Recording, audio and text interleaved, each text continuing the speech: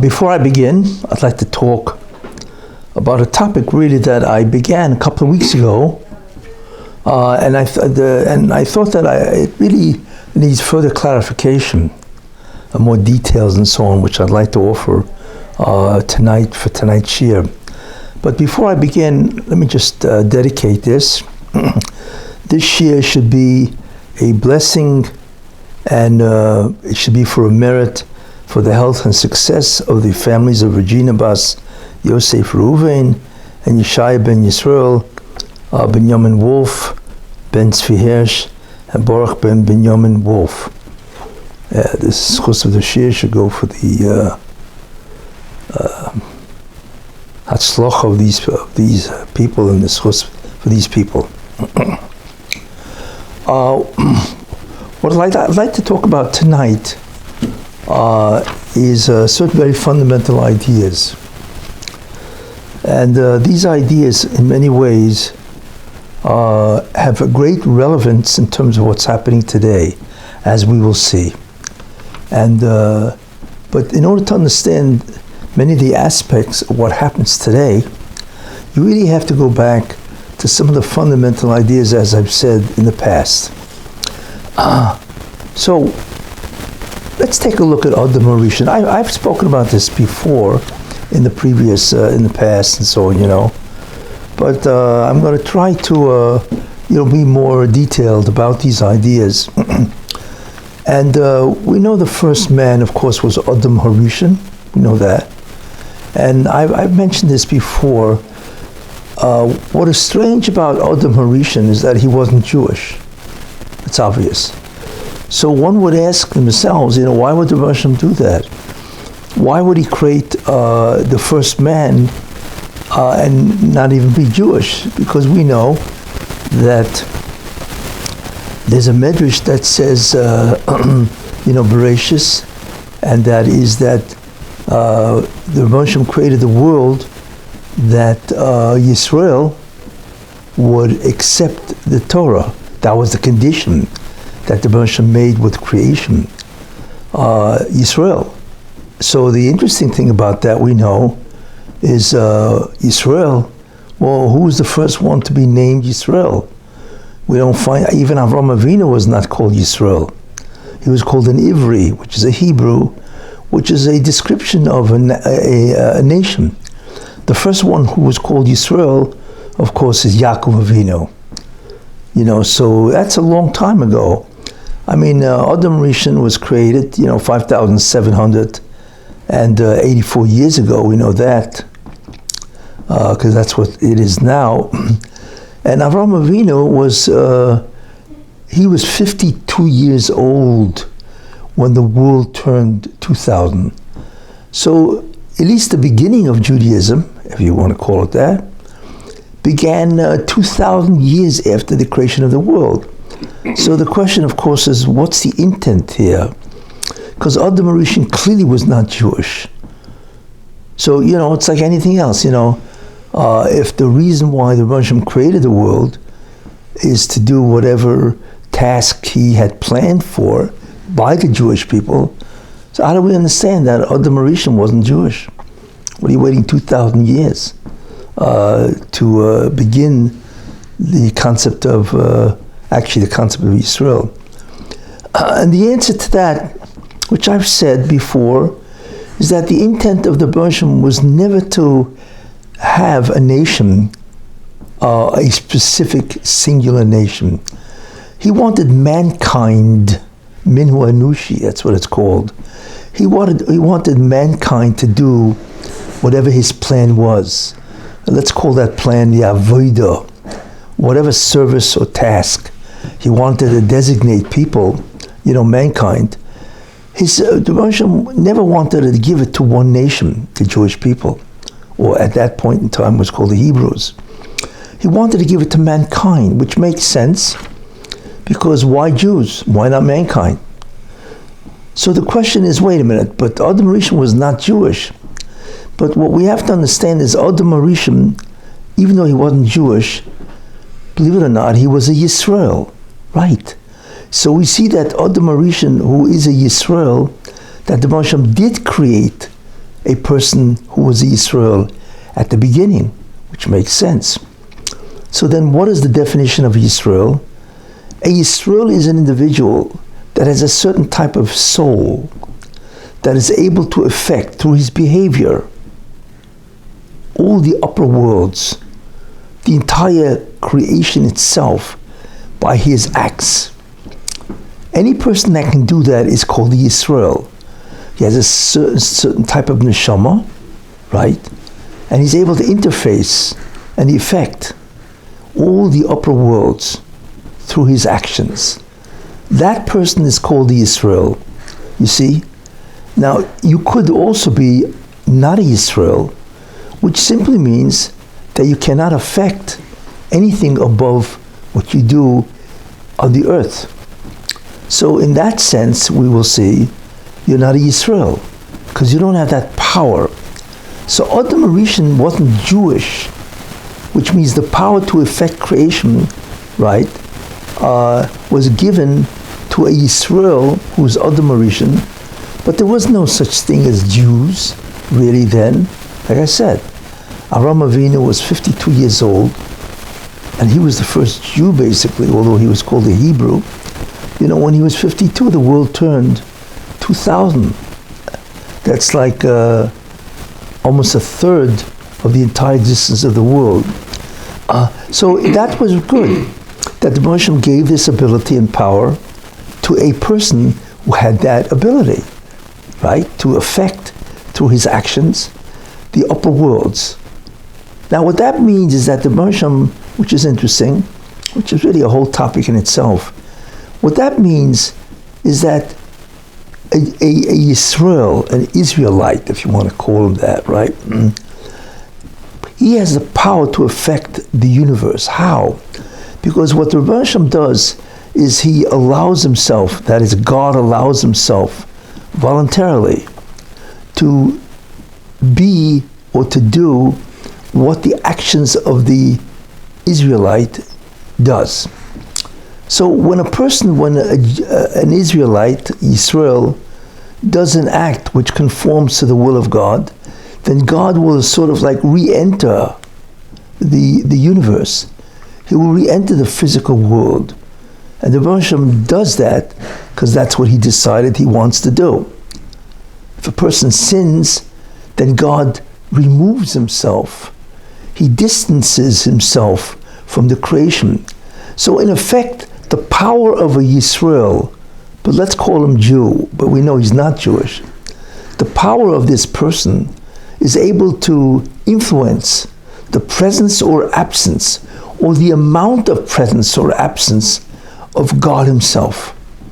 That's an awesome power, because when God enters creation and he gets closer to mankind, then all kinds of marvelous things happen, because the Shefa, or the divine influence of God, is infinite. It's beyond belief. When God distances himself from creation, then that leaves room for all kinds of bad stuff to happen. So this power that was given to mankind, based on the voluntary desire of God to allow himself to be affected by this person, Jewish person, is awesome. It is the greatest power ever known. Since God is the greatest being ever known, the ability to influence his movements, his presence or absence, is beyond understanding. That is really what the power of an Israelite is, and whoever has this power. Today we know it's a Jewish nation. So this is a very important idea. The concept of Yisrael, Adam Rishon is a Yisrael, but he's not Jewish, or he's not Hebrew. Mankind has that power. Now, what's interesting is that power continued, you see, for 2,000 years, until Avraham Avinu. Now, that's the first thing which is important to know. Second thing, wait a minute, but what God wants is that this Yisrael should observe the Torah. So we ask ourselves, wait a minute, the Torah was given, right, over 2,000 years right? Let's say about 2,400 years after the creation. So why, if God wants mankind to observe the Torah, which is the will of God, why would he wait for, let's say, 2,400 years, only after the Jewish people got out of Egypt and Matan Torah was given to them in Har Sinai? Where is the Torah for 2,400 years? And the answer to that is a very powerful concept. What is the Torah? The Torah is an instrument that will allow a person who has the power of Israel to bring God into creation or to distance God from creation. But what's interesting is that the Torah, in the form that we have it, depends. This instrument depends on what you need to do. What does that mean? For instance, if I want to dig, if I want to plant something, right? So all I need is a small shovel. Small shovel is the only instrument I need, because how big is the hole that I want to make in order to plant a seed? But what happens if I want to build a building? Then you need a derrick. You know, one of these humongous things that can dig a foundation for a whole building, because the hole that you want to make is substantially larger than the hole that you want to make to put a plant in the ground. So clearly then the instrument that you use depends on what you want to do. You see? But it's the same concept, the same instrument. You see? So what the Bar Shem did is that Adam Harishon, when he was created, how big of an instrument did he need to bring God back? That is the question. You see? Because we realize that the Torah is the instrument that determines the presence or absence of God in the creation. So the question is, well, how big is the instrument that he needs to do that? Now what's interesting is Adam Harishon, at his time, the presence of God was incredible. And we cannot fathom what that means. But Adam spoke to God. The presence of God was all over. So therefore, the instrument called the Torah did not have to be so large, which means it didn't have to have 613 commandments. In fact, the amount of mitzvahs that Adam Rishon had basically was one. Actually, it was 7. Well, I'm not going to go into that medrash that says he had the 7, which, by the way, is a very important idea. I mentioned that a couple of weeks ago, the concept of the Sheva mitzvahs, 7, what they really are, which I will repeat. But in any case, so he only needed a certain amount of commandments, and that is what the Torah is, because that tests a person's, to what extent does he believe in God and so on, and do his will, right? So since the presence of God was so pervasive throughout creation, you see, then the amount of commandments that he would give to Adam and what Adam would have to do is very minimal. You see, but that mitzvah that he had, let's talk about not to eat from the tree, all right, and so on, that was the Torah, except it only existed in the form of one mitzvah, because the presence of God was pervasive throughout creation. So therefore it only needed one mitzvah. But that was the Torah. Because like I said, the essential definition of the Torah is that it is an instrument, it is a device, right, that will advance or bring in the presence of God into creation. But depending on the absence of God, or depending on the absence of God, right, it's called a hester. That's how big the instrument has to be. You see, that's very interesting. As time went on, when people sinned, so God removed himself more and more from creation. Wait a minute, if that's the case, right, then you need a greater instrument. You need more commandments. Because the mitzvahs have the power to bring God back into creation. Without getting into the whole meaning of it and how does a mitzvah do it and so on. So therefore, what would that mean logically is you have to have more mitzvahs. You see? So after Adam HaRishon, what happened? You had the 7 mitzvahs that had to be really practiced. 1 mitzvah wasn't sufficient. What you needed was 7 mitzvahs. And then it got worse because mankind began to worship idols. So you need more. So that's why we find, by the way, that Yaakov Avinu and Avram Avinu observed 613 commandments. Without going into how they knew them. But they were not commanded to do that. You see, we know that certainly that God says, and Abraham observed my chukim, my mishpatim, my Torahs. What does that mean? That means Abraham, Avram Avinu, somehow knew the mitzvahs, and he was able to observe the 613 commandments. You see? And Yaakov Avinu, it says, when he was talking to Esau, when he was going to leave the house of Lavan and talk to Esau, he said, Im Lavan Garti, I lived with Lavan. And the word Garti, Rashi points out, is the same letters as Taryag, 613, right? So that means that Yaakov Avinu observed 613 commandments. And the question is why? But they were not commanded. He was not mitzuvah, as they say. And the answer is because the absence of God and the introduction of evil was so rampant that you needed more device, a bigger shovel, as they say. You see? And then finally, when the Jews left Egypt, what happened?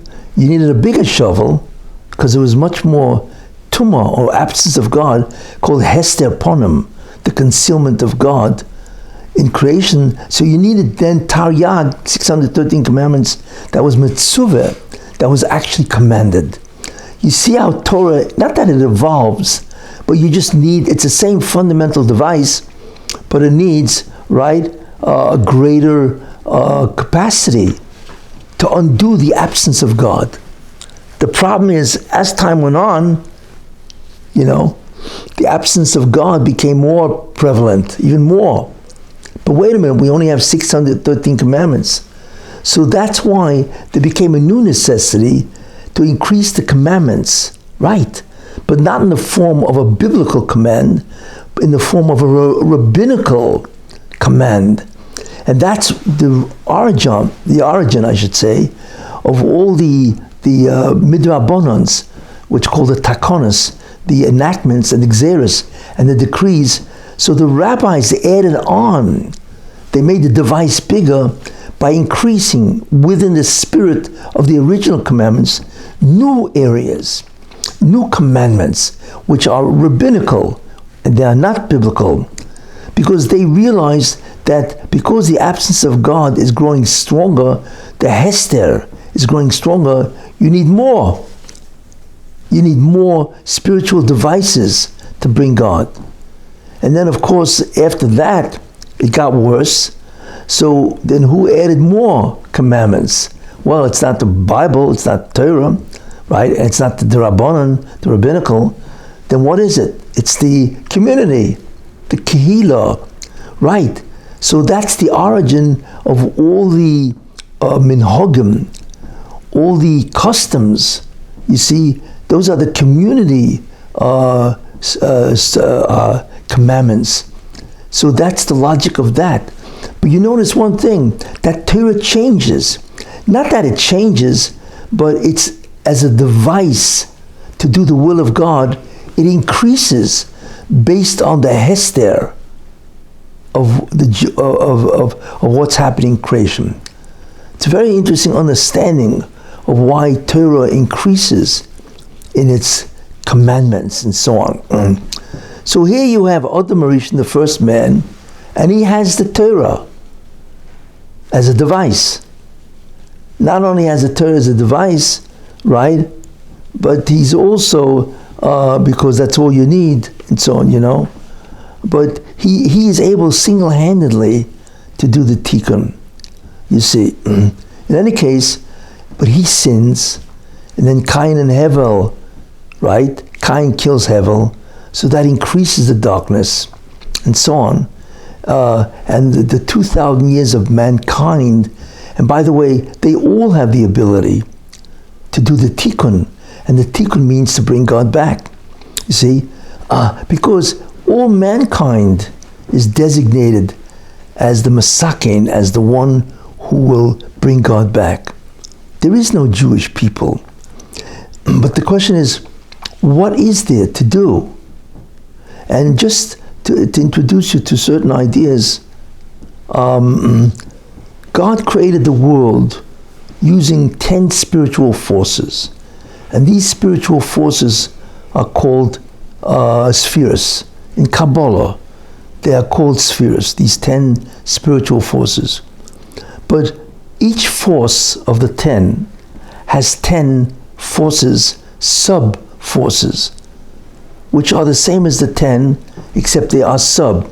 So for instance, the 10 spheres, right? So let's say you have the first 3. These are forces that can actually create reality, because through those forces is really the power of God. These forces, which are called spheres, really have in them the Ein Sof. And that's the powerhouse. That's the fundamental element of these forces, is that they have the Ein Sof within them. And as a result of that, these forces are able to create realities. So there are 10 of them. You have Kessin, Chochmah, Bina, and those forces can create the future world, Olam Haba. But then below that there's another 7. Okay, you have, it's called Chesed, Gvura, Netzach, and Tiferes, Netzach, Hod, Yesod, and Malchus. So there you have 10 forces, and within these forces is the Ein Sof, you see, and they create realities. Now, each force has an Ein Sof, has God, but a certain aspect of God. So, in a certain sense, there are 10 visions of God. Of course, there's only one God, but it's like looking at a person and you realize that person is divided. He has many different characteristics or forces, aspects to himself. He's got a head, he's got the arms, a torso, legs, and so on. Same idea in terms of God. He has aspects to him that are only visible because we see each aspect as a sphere, as a force itself. Now the idea then is, or the avodah, the task is, to do certain actions, you see, which correspond to that force. How many therefore forces, and therefore how much avodah really is there, right? So you have 10 major forces. Each one, like for instance, Chesed, which is the fourth force, right? Chesed itself is subdivided into the same 10, from Keser to what's called Malchus and so on. So when you count it, 10 times 10, you're looking at 100 major forces, the original 10, and each subdivision of each one, which is 10. So 10 times 10 is 100. Now, and remember, each force has some aspect of God. You see, even though just different aspects of God. So therefore, there is an avodah, or there's actions that you do which actually correspond to different forces. You see? So if somebody does all 100 actions, literally, he will reveal all the aspects of God will enter creation and be perceived by mankind. But what's also important to know is 3 of the forces, which are the first 3, Kesser, Chochmah, Bina, they create the future world. But they are the root power of the bottom 7. You see? So the first 3 are called the Gimel Rishonis. The bottom 10, the bottom 7, because there are 10 of them, right? From Chesed, Gevurah, Tiferes, Netzach, Hod, Yesod, Malchus. These forces create, the future, not the future world, but this world, Olam Hazeh. You see. So basically, there are 7 major forces, from Chesed to Malchus, that create this world, right? And on each day of creation, one of the forces were activated, and therefore, since there are 7 major forces, right? So therefore, there are 7 days to creation, because each force activated itself for one day. So you have 7 days, right? Because those are the 7 forces from Chesed to Malchus that were activated, you see, to create this world. But wait a minute, what is interesting is that each of those 7, like I said, each one has 10 sub-forces, you see? So that means if there are 7, each one having 10 sub-forces, so that's 70. It comes out, therefore, which is interesting, that the totality of the actions that have to be done that will bring God into the creation is therefore 70. So there are 70 actions or 70 types of service that have to be done to bring in all the aspects of God, you see. And now we understand why there are 70 nations. So what God gave is he gave each force 1/70th to one nation. Now if you take a look, the amount of people that are named in Bereshis, okay, and Noach are 70. There are 70 people, because each one of them, there were people that embodied in themselves the root of that 1/70th force. And that is the origin of the Ayin Umas, the 70 nations. You see, and each nation has its own force, you see, that it has to serve or perform actions that accommodate that force and will bring down into this world that aspect of God. It's interesting. So there are 70 forces, 70 nations that do this. That's a very important idea, and that's why, that's the origin of the concept of the 70 itself, you see, you know. And like I said, there's actually 70 names, and these are the 70, you see. So that's the totality of the avodah, or the actions that have to be performed by nations committed to bringing God back into the universe. You see, there are 70 types of actions. And by the way, which is also interesting, these 70 nations, right, have 70 different cultures. Do you ever notice a nation has a culture, it has a cuisine, right? Mexican food is very different, right, than French food, right? Not only that, French or France is very different than Mexico in terms of their art, the way they look at the universe, right? Their literature. They're completely different nations. They're all nations, right? But there are many different types of cultures. The question is, what's the origin of the culture? And the answer is, Kabbalistically, is that each culture of each nation is really a reflection, right, of that nation's attachment to the particular force that it has to observe and perform. You see? Now we don't understand how. That's concealed from us. But Mexico, as an example, its culture is based on the fact that Mexico has a certain attachment to a specific force of one of the 70. You see, and that determines its culture. So there are really 70 cultures that are connected to, right, its particular force. Very interesting. We don't see the connection, we don't see how. But that is the origin of the cultures of mankind, because it's based on their root force that they have to accommodate to. Very important concept. But we do know, so Adam Rishon had all 70 in him. You see, he was a composite of all the spheres. He was the only one that was ever created that's a composite of all of the spheres, you see. And therefore he had basically to do what? Since 7 of them creates this world, that's why he had the Sheva mitzvahs. Each mitzvah of the 7, right, is allied or connected to one of the forces. See, and that in a general sense corresponds to the totality of all the aspects of God. The concept of 7, which then has the concept of 10 in each one of the 7, which then, divides into 70. You see, and therefore there are 70 nations with 70 cultures and so on. You see? So the interesting thing about this is, if that's the case, right?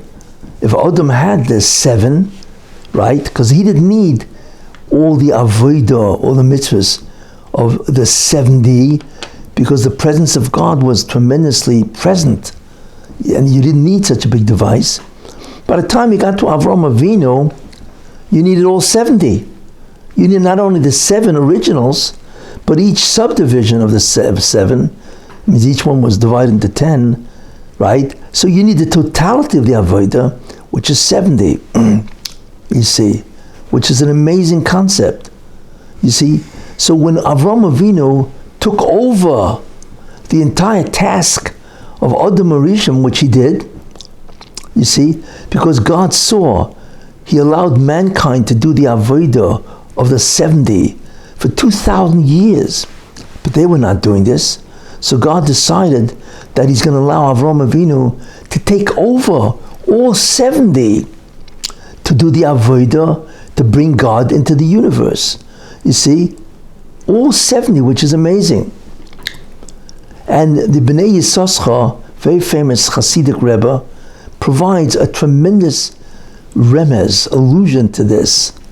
You see, because Avraham Avinu, as one of the people living in the 2,000 years, he obviously was a root, but he only had 1/70th of that 70. He's only one person. So he was granted a connection to only 1/70th of the spheres. But once he took over the entire job, guess what? He became connected to all 70 spheres. You see? So the Bnei Yissaschar writes unbelievable allusion, where Avraham Avinu says, Anochi I am, Ofer ve'efer. I am Ofer, right, which is dust, ve'efer and ashes. I mean, he was pointing out that he's a nobody. And he says, I'm only dust and ashes. Who am I? Well, if you take a look at the word Ofer, or rather Efer, right? So Efer is Aleph, Pei, Resh, which is Aleph Par, one ox. Now, one of the things we're going to see is that the oxen of Sukkot, there are 70 of them, because each one represented one aspect of the 1/70th of the Avodah. And not only that, they really represented the Goyim, because each Goy, which is interesting, even though they don't have the power of Tikkun, because it was taken away from them, as we will see by Avraham Avinu, but each of the 70 oxen that was brought on Sukkot, right? The first day was 13, 12. It diminished by 1. So you had 13, 12, 11, 10, 9, 8, 7. If you add up those numbers, it equals to 70. You see? Because they represent the nations of the world and the totality of the entire service or avodah. You see? So Avraham Avinu, so he says on himself, Anochi I, he says, Ofer ve'efer. So Efer is Aleph Par. I only had one ox. That's all I had, because I was a member of the 70 nations. But guess what?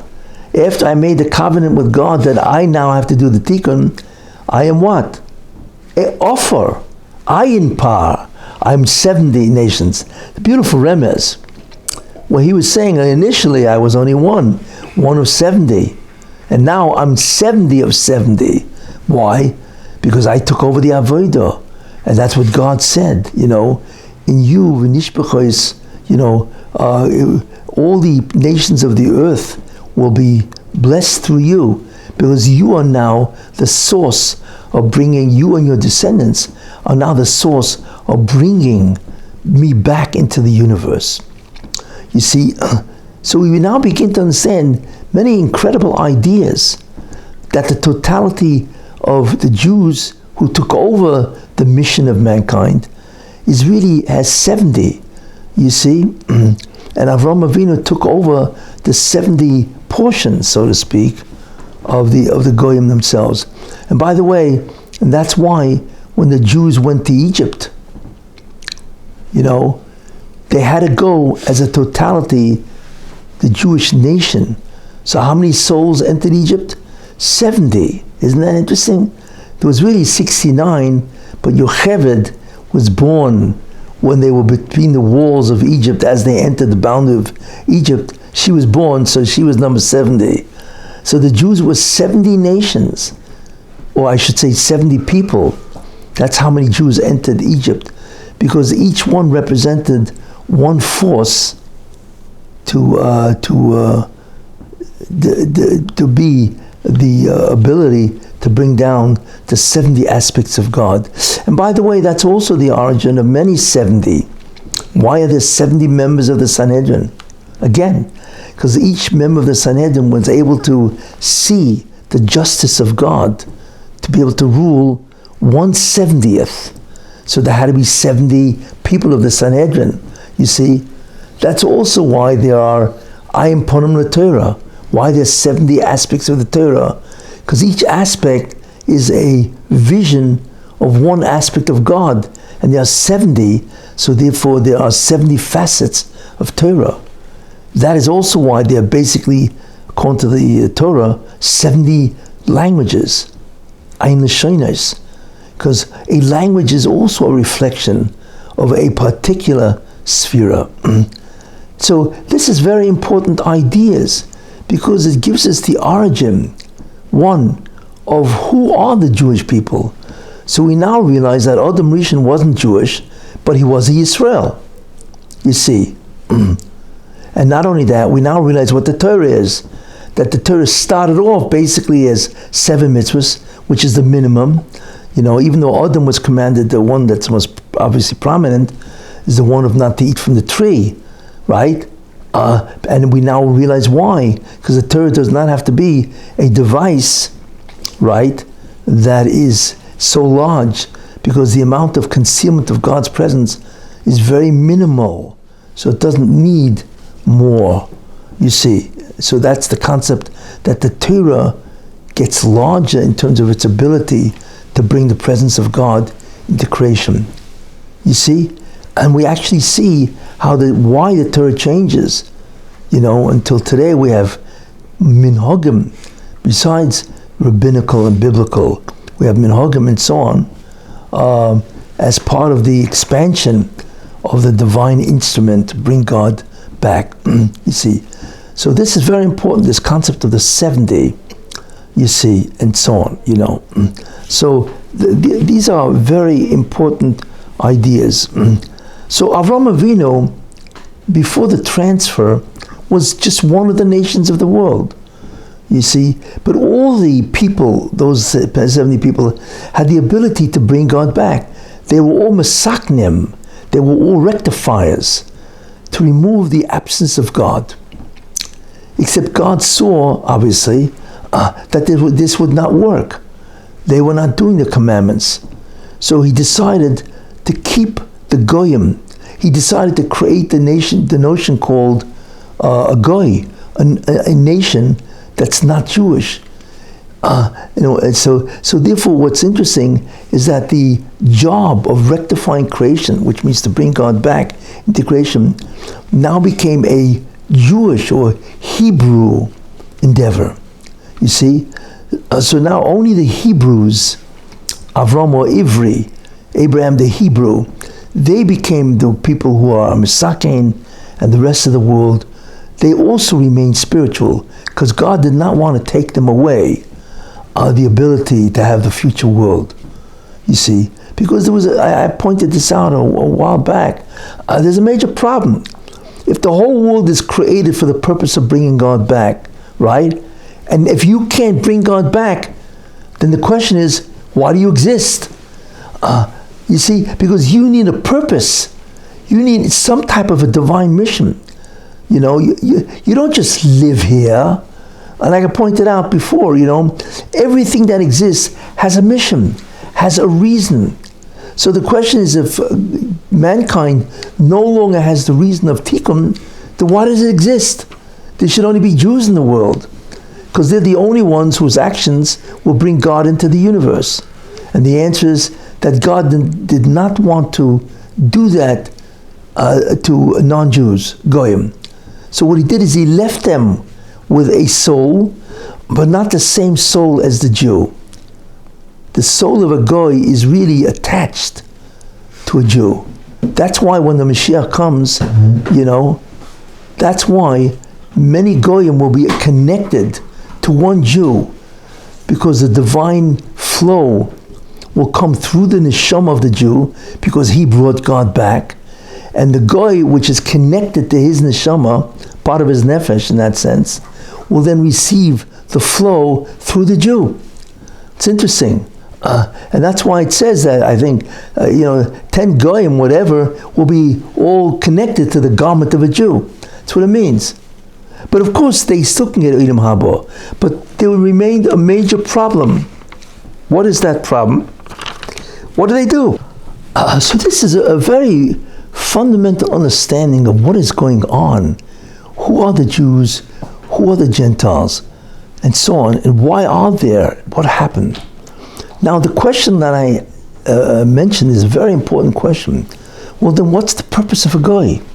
He can't bring God back into the creation because he's not connected to all of creation.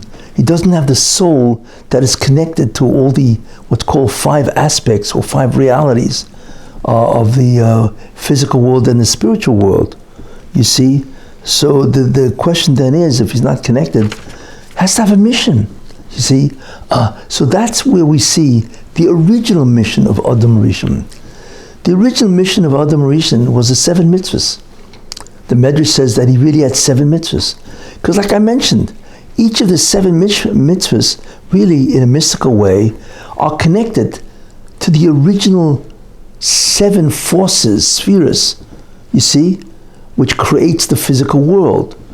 You don't need 10 because we're not connected yet to the future world, Olam Haba, but we do have 7 because there are, 7 forces from Chesed to Malchus and so on. So Adam, really, his job was the 7 mitzvahs. So what God said is, I want the Goyim, right, to do the 7 mitzvahs, to do the 7 commandments. You see?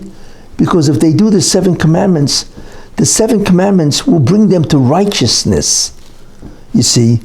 The totality of the Torah, which is all 70 aspects, which the Jews have, that brings them not just to righteousness, that brings them to holiness.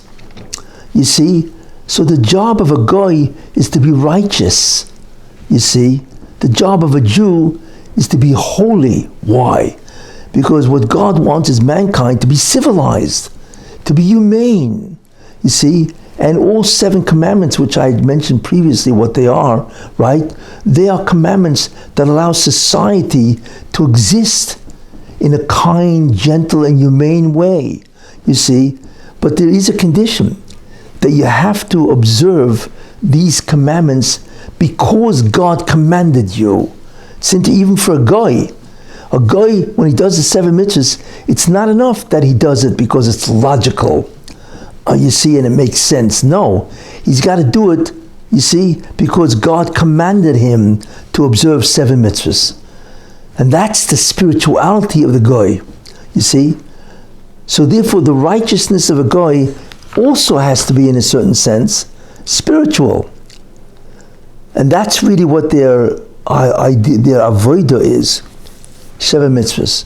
You see, but the job of the Jew, since he brings down God, that's holiness.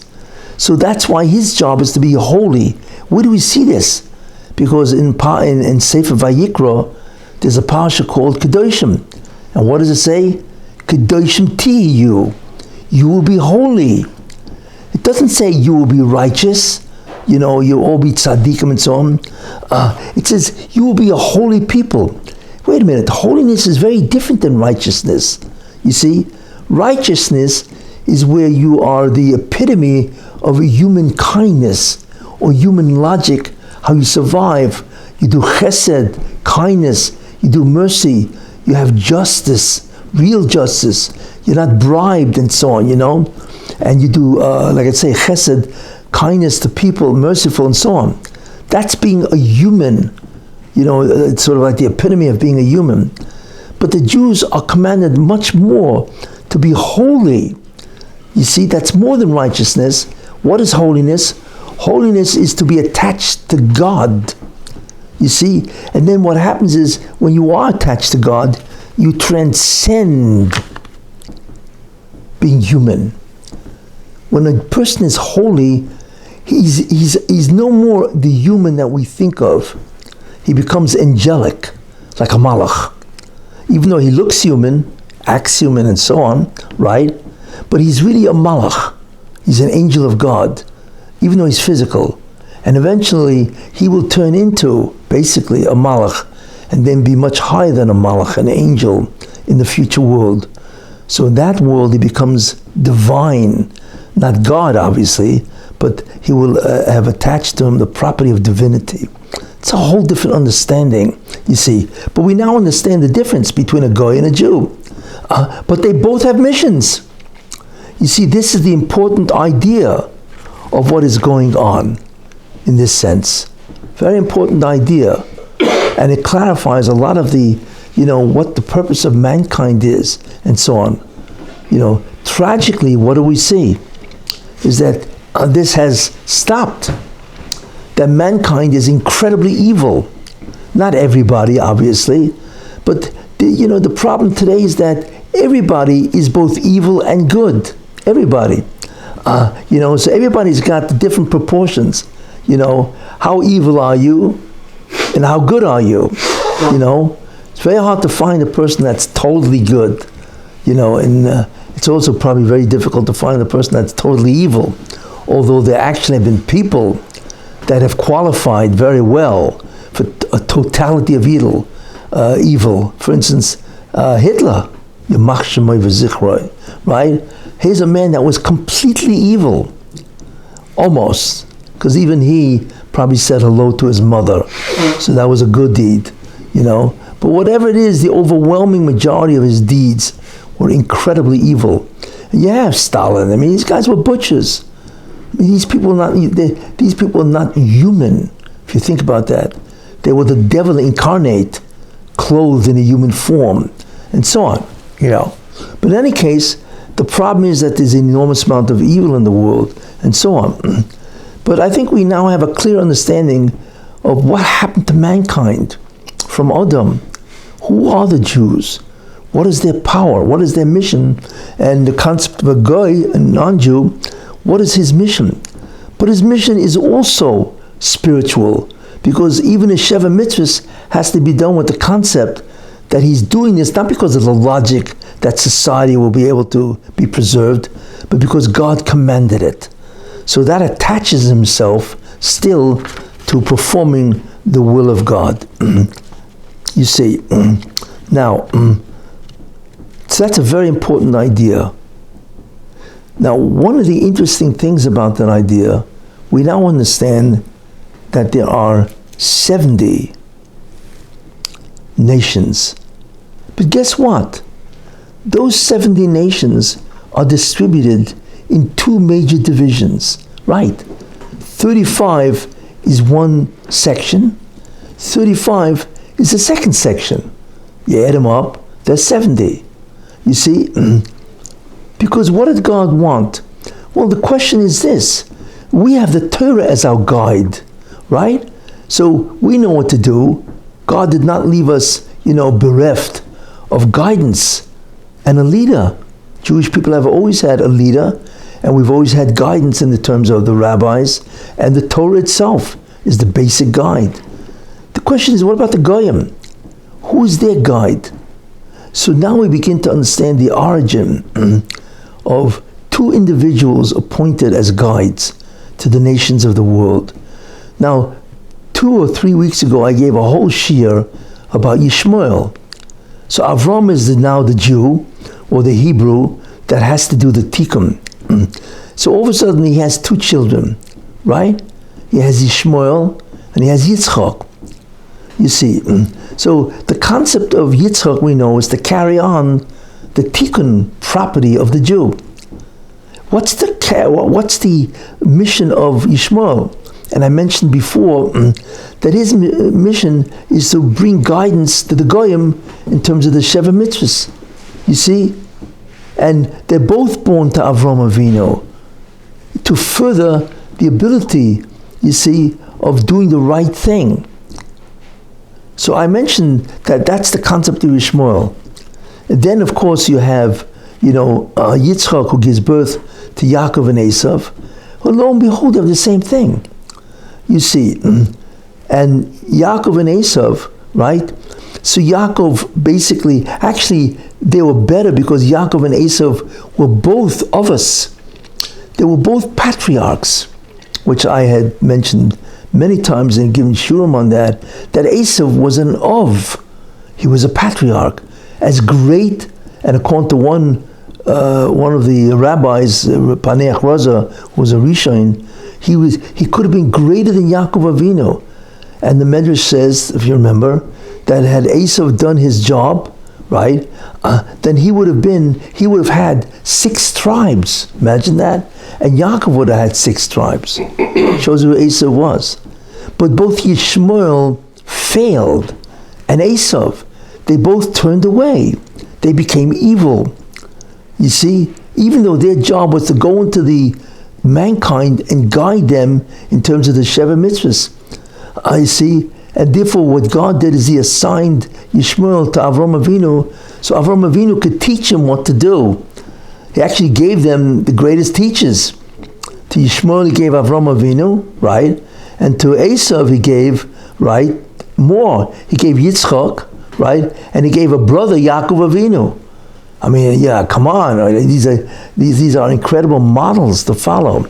But both of them veered, and both of them became evil, which is very interesting, because both of them, Ishmael and Esau, have Jewish roots. You know, Ishmael is the son of Avram Avinu, no small matter. And Yaakov, Esau, is the son of Yitzchak and Rivka. And not only that, he's as great as Yaakov Avinu. So could you imagine? What was the job of Esau? So the job of Esau, it says, Ish Sadeh. He was a man of the field. You see? So, some people translate that he was an outdoorsman. He used to like to go out, on the forest, whatever. No, Ish Sadeh means he was a man of the field, means that his job was to go out and to remain righteous in the society of the Goyim, and to try to get them, right, to be righteous. That was his job also. Except both Ishmael and Esau became evil. They dismissed their jobs and they became Rishoyim. I mean, really Rishoyim and so on, What is important to know, right, is that Ishmael and Esau, in the end of time, will return. And we see that because Ishmael himself did tshuva, because he allowed Yitzchak to precede him when Avram Avinu died. So Chazal learned that he did tshuva. You see, that he recognized, that Yitzchak was greater in spirituality than he was. I see in Esau we know, which says Rav Yavo Tzoy, the older will serve the younger. And I've spoken about this extensively, that he will do tshuva. And of course, I've been saying that Trump is Esau doing tshuva. And that tells us that the Messianic process has begun. But in any case, both will do tshuva at the end. And we actually see that. We see Trump trying to fight. So we realize that America has 2 things to it. It's the evil of Esau, right? The Rasha Esau. That's the Democratic Party, and that's Biden and so on, right? And we see Trump, right, fighting them with so on, which you want to call the MAGAs, whatever. America's at war with each other. We are really involved in a civil war. It's not military, but it's clearly social. And therefore, America is no longer the United States. It's the divided states. We are in many ways a very dangerous time of America, and which I'll talk about. God will not abandon America, because America has done many great things. America is the greatest nation on earth in terms of chesed, in terms of it gives the kindness that it does, its foreign aid to so many nations and so on. And the majority of Americans are really good-hearted and so on.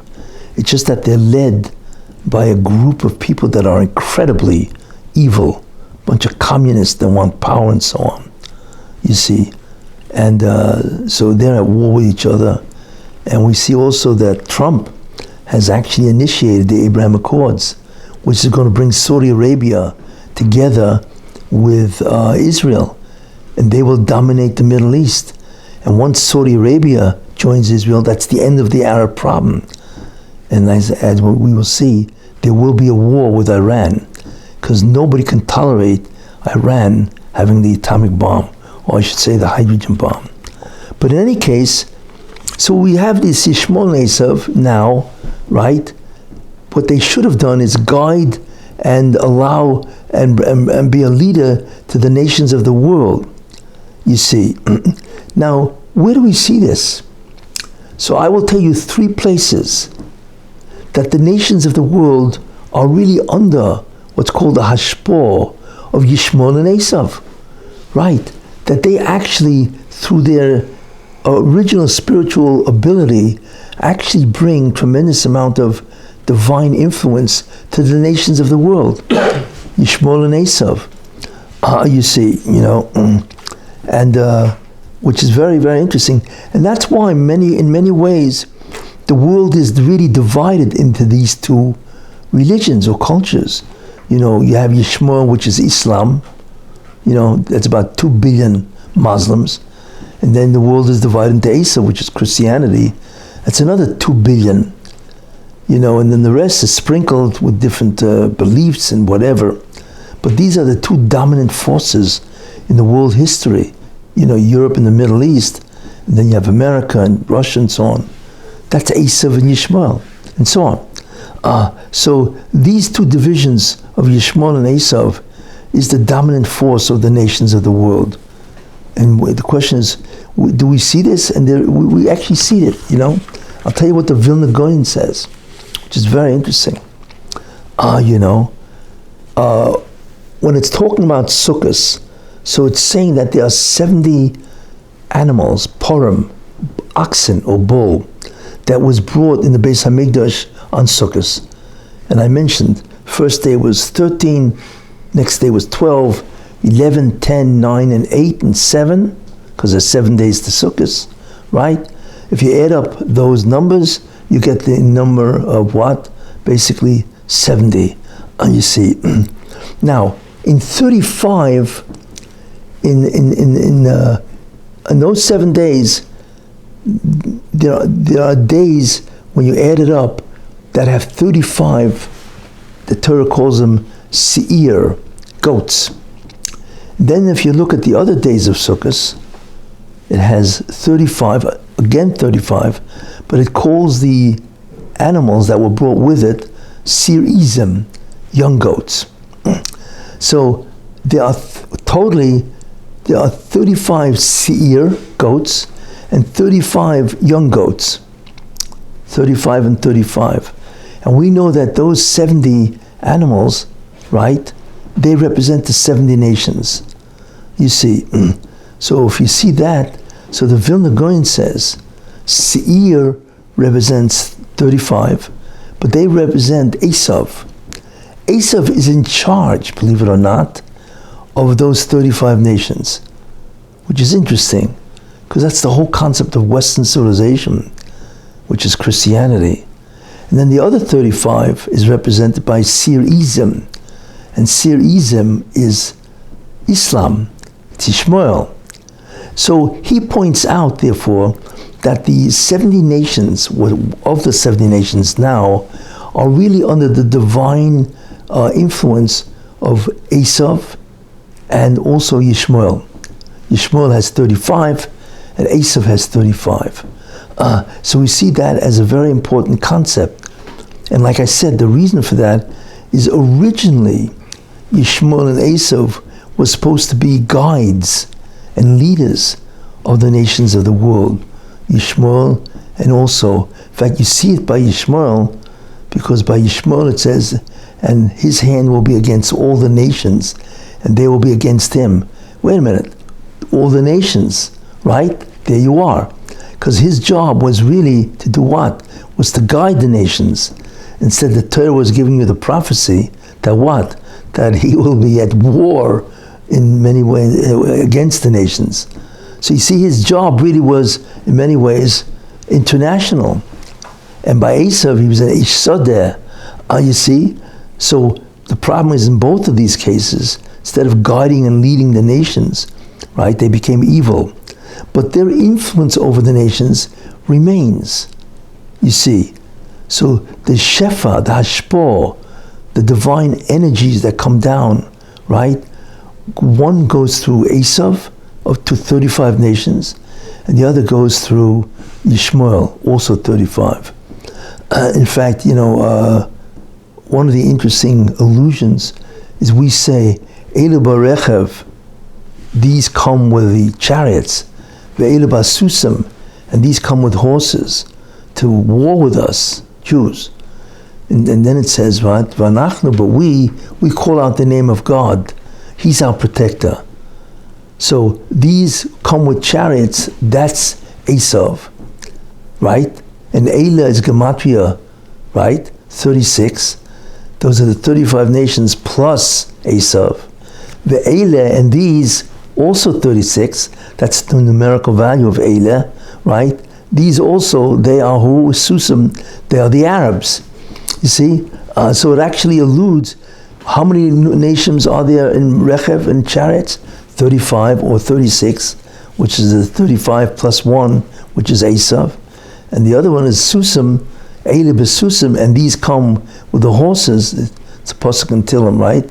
And we therefore, they will challenge us, obviously, and we, of course, call on the name of God and so on. So that again is a remez to Ishmael and Esau, 35 and 35, plus themselves, which makes it 36, which is the gematria, the numerical value of Ishmael, rather Eila and so on, So we see therefore that there are allusions that the one who is the leader of the 35 and 35 nations, which is 70, is Ishmael and Esau. That's really who they were, you see, but it was their job to teach the nations and guide them, because they don't have a Torah, you see, and therefore that was their job. Therefore they still have that purpose where the divine energy comes through their spiritual forces of Ishmael and Esau and so on, you see. But in any case, this is what we see in terms of Ishmael and Esau,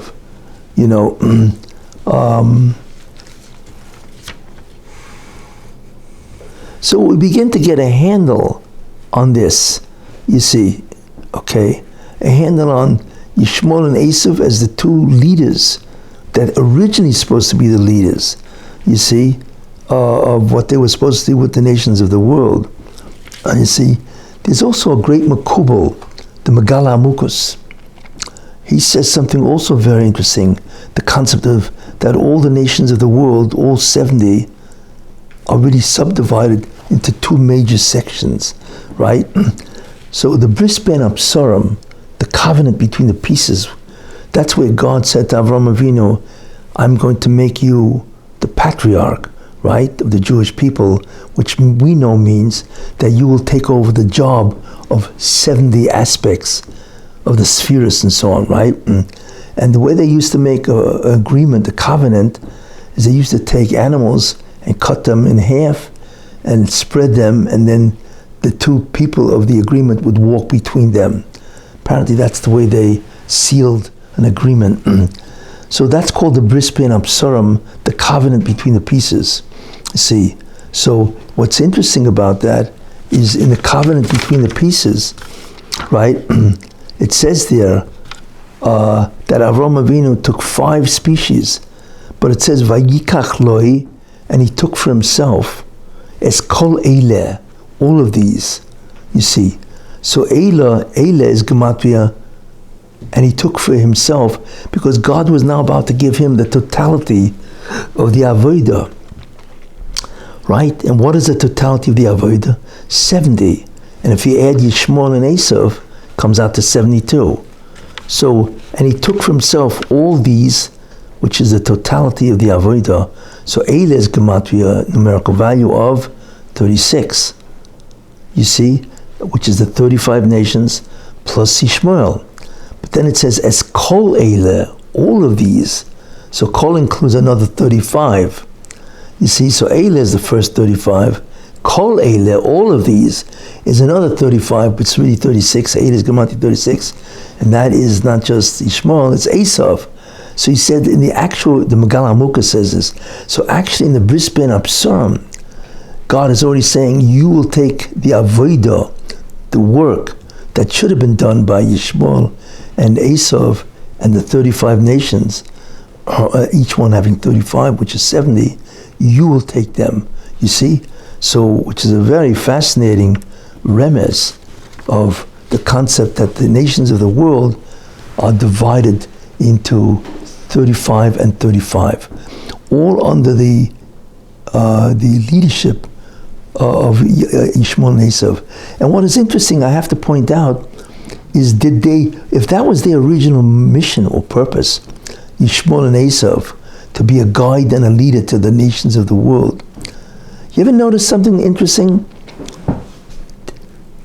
Ishmael, the Arabs, they see themselves on a mission. Do you know what the jihad is? Jihad is the mission that the Arabs feel they have to spread their belief system throughout the world. What does that sound like? That sounds like the original Ishmael, what he should have done, except what he should have done then is promote the religion of God, Avraham Avinu, you see?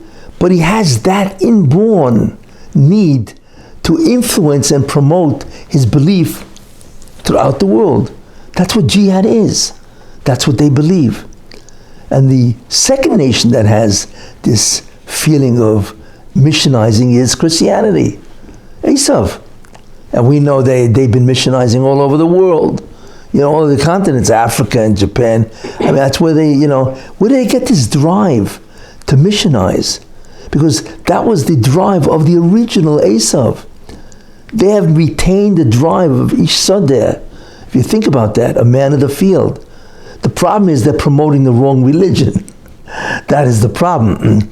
But it's fascinating that they have the same characteristic to promote and missionize throughout their belief system, religion, throughout the world. Is that an accident? Of course not. Because that was their original mission, except it got distorted because they inserted the wrong belief. You see. So basically, we now begin to understand the formation of the nations of the world, how they're constructed. You see, how they are constructed, their origin, what their mission is, what their history is, you see, what they should have been, and what they wound up being, you see. And it tells us, that they are, if you think about it, in many ways, they're really at least half of the world's population between Christianity and Islam. And that they retain that property and so on, you see. So this is very, very important, Now the question is, now what? So we now understand that in many ways there are three segments of mankind. The first segment is Jews or Hebrews who took over the 70 aspects of the service of God, the Avodah, which originally we see, was from Adam Rishon. We understand many things now, what the Torah really is. The whole concept that the totality of the Avodah, of the service, is really 70. And Avraham Avinu took it over. So they're the first nation, national identity. Then the second one is Ishmael. He took over, they took over the Goyim. But half, you see, and that's really, when you think about it, what Islam really is. It's 23 or 22 or whatever nations. They are a major factor in the entire world, all over the world, not just in the Middle East, but in Europe, in America, Muslims and so on, Indonesia, 2 billion Muslims and so on. And the third factor is Esau, which is Christianity. So we now understand something very interesting. You see, that the world is really subdivided into those three major elements, Now there is another element, there's Asia, there's China and so on. And that's really Yefes. But he's really part of, somehow he's subdivided, because if you think about it, Islam rules India, Hindus and so on. Well, Hindu is different, but there's the Muslims in India and so on, and they're all part of either Esau or Ishmael, basically. And also I want to answer this question, because you're going to tell me, wait a minute, you tell me there's 70 roots or 70 nations, and Avraham Avinu took them over, and there's 35 under Esau, and there's 35 under Ishmael. But wait a minute, the United Nations has 193 nations. So what does 70 mean? And the answer is there are 193 political nations. It means they are divided into different municipalities or nations. But in terms of the roots, the spiritual roots, and how they're connected to the spheres, there's only 70. You see, except some nations really are one. Except politically, they're more. For instance, Switzerland. Switzerland is really part of Germany, and let's say other, they're the Slavic nations, and they're really one root, except they're divided politically. They've become independent nations of each other. You see, like Europe, for instance. Europe basically was Germany, and then France, the Gauls under Rome, and so on, the barbarians and so on. They were originally one nation, one area called Europe. You see, even though now there are political differences and they're different nations, but the origin of these nations originally was one idea. They were the barbarians, the Germanic tribes that divided itself. You see, Britain is Germanic, Germany is Germanic, France is Germanic, Switzerland, so on, Austria, they're all Germanic. So it's true that there are 193 political nations, but there are only 70 nations that in some way are connected to the 70 aspects of God, which of course has its origins in the 70 spheres that created this world. So I think it gives us a handle on the origin of nations, and that's very important, you see, because I'm going to explain next week, the concept that God is going to take out the three major nations, the evil part, and try to restore the good part before Mashiach comes. And that's a very important idea. And what nations I'm talking about? He wants to clean up the evil of Esau. He wants to clean up the evil of Ishmael. And he wants to clean up the evil of Jews, by the way, that also have an evil part, and they are the heir of Rav. And as we will see next week, all three are simultaneously collapsing, which is astounding. And that's really what they are. Like I said, there are three sections, right? There's Ishmael, which are the Muslims, and then there's Christianity, Esau, which is Christianity, right? And then there's the heir of Rav, which is the third section, and they're all the sections of these three nations that split into an evil form. And before Mashiach ben Yosef comes, all three must collapse, because Mashiach cannot do his job with this type of evil. It's contrary exactly to his whole mission, which is to change the consciousness of the entire world. And that's why I wanted to give you the origin of all three, and really what happened from the beginning of mankind until now. So in many ways, this is a hopefully very eye-opening shiur of what the origins of the nations were, what their job was, and of course I had to go into the whole concept of what the avodah is, who the Jews are and what mankind is, what the Mauritian was, and that there's a subdivision even among the Goyim, and that there are 3 sections of nations and so on. And we are going to now have a much greater handle, understanding that what is God doing today, because you mamish looking, the war of Israel, and you have the tremendous struggle with Christianity, Biden, progressives, communists, and so on. Then you have the war going on in the Middle East, you see, and so on, and then we are going to see a tremendous battle going on with the Erev Rav because of the scandal of the Israel-Arab war, which I will talk about next week. Thank you.